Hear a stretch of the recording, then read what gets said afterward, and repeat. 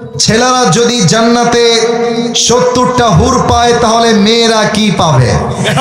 এই সেম প্রশ্ন শায়েখ আহমদুল্লাহ হুজুরকেও একজন করেছে। দেখেন, যেই নারীর কাছে তার স্বামী ছিল সবচেয়ে শখের পুরুষ, যেই নারীর কাছে তার স্বামী ছিল সবচেয়ে পছন্দের মানুষ, আল্লাহর হাবিব বলেছেন আল্লাহ তাকে জান্নাতে তার স্বামীকেই দান করবে। সুবহানাল্লাহ পড়বেন না আপনারা?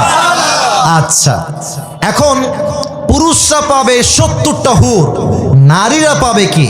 আপনাদেরকে বুঝতে হবে নারীর জন্য আসলে একজন পুরুষ হচ্ছে সবচেয়ে শোভনীয়। আচ্ছা দেখেন তো, দুনিয়াতে পুরুষের জন্য 4টা বিয়ে জায়েজ, নারীর জন্য কয়টা বিয়ে জায়েজ? একটা। এই যে কথা না বললে বুঝি কেমনে, কয়টা?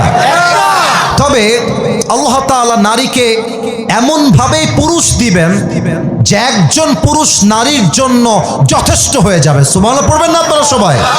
এবং নারীর মনকে আল্লাহ তাআলা জান্নাতে এমন ভাবে স্থির করবেন, আল্লাহ যেই যে নিয়ামত নারীকে দিবেন জান্নাতে, নারী সব নিয়ামতে খুশি হয়ে যাবে, নারীর অভিযোগের কোনো জায়গায় আর বাকি থাকবে না। সুবহানাল্লাহ পড়ে।